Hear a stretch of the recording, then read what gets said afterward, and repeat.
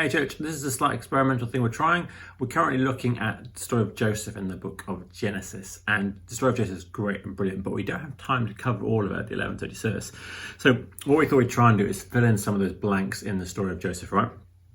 So those bits we're going to miss out there, and what we're going to look at briefly is this now is Genesis 38. So we did 37, start of Joseph's story.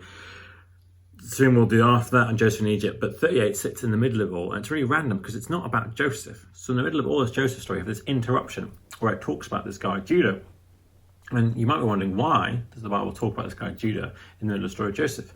And the answer is this: Judah's super important because Judah's one of these 12 brothers of Jacob.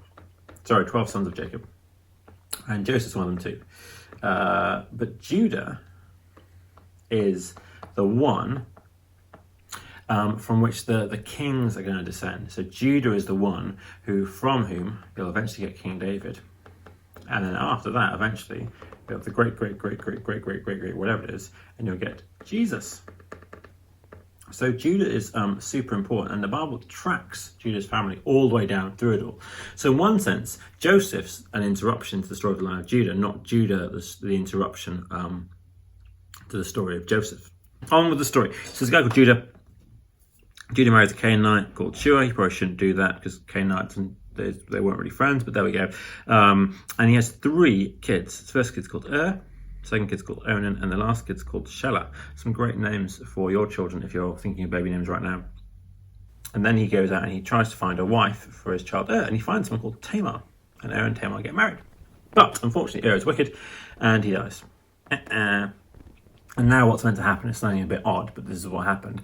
Hasn't got any kids, and that line is dead and done. But that's not meant to happen. So really what should happen, this is what they did, is Onan, the second child, should go and sleep with Tamar and produce a child. And that child be like Er's child. He'll make a child for them, right? So it's his job to do. But Onan doesn't want to do this. Not that he doesn't want to sleep with her. He's fine with sleeping with her, but what he doesn't want to do is have a baby. So he sleeps with her, and then he pulls out the last minute, there it goes in the text, to stop himself from producing an offspring for his brother. This is wicked and evil, so also dies. Oh, sorry, Onan is also dead. So Er's dead, Onan's dead, and there's one child left, this guy, Shelah. And so Judah says, right, well, when he grows up, Tamar, then we'll try again with Shelah. But nothing happens. So Tamar takes this into her own hands, and she does this, as I say, by taking off her widow's clothes, covering herself with a veil, and waiting for waiting for Judah to come along. And when Judah comes along, he thought she was a prostitute. So she dresses up as a prostitute with the idea to entice Judah to come sleep with her, and then she will produce a baby. And that's actually what happens. He goes and sleeps with her and produces a baby. Now, none of these people are moral examples to follow. The Bible's full of stories of people, Old Testament people, who are Christians, who trust in the God of the Bible, and who will be with us with heaven, and who all do terrible things. This is just the reflection of the truth. These aren't examples to follow, but the Bible's showing really honestly this is what goes on. You know, with all the stuff in the news about statues and looking at whether we should knock them down and stuff has led us to look at some of those people and go, actually, they weren't as good as we thought. For all Churchill's greatness, there was also things that he did that were morally reprehensible. Even Captain Cook, he did some great stuff. But there's some things now we think, was that a good idea to do? The Bible is unflinchingly honest about the people in it, which is good news because we can trust it. Anyway, back to the story. So Judah sleeps with Tamar.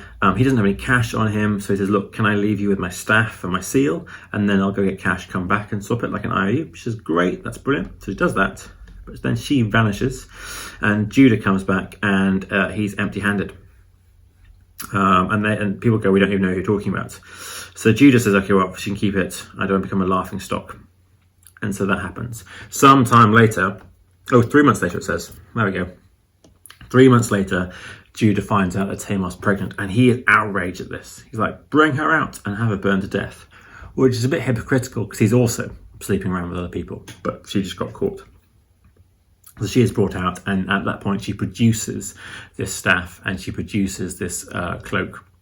And having produced the staff and the cloak, sorry, not the cloak, the seal, the staff and the seal, she produces them. Judah recognizes them And he says this thing here, she is more righteous than I, since I wouldn't give her to my son Shelah.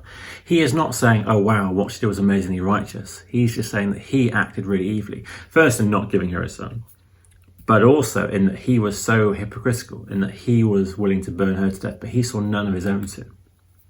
And she hasn't done a great thing here. This is not an example to follow. But actually what she is short to done is have a child, and what she's done is understandable, and what he's done evil and wicked. What can we learn from this? Other than it's good news that Jesus comes into the world to rescue people like this, because they're people like us too.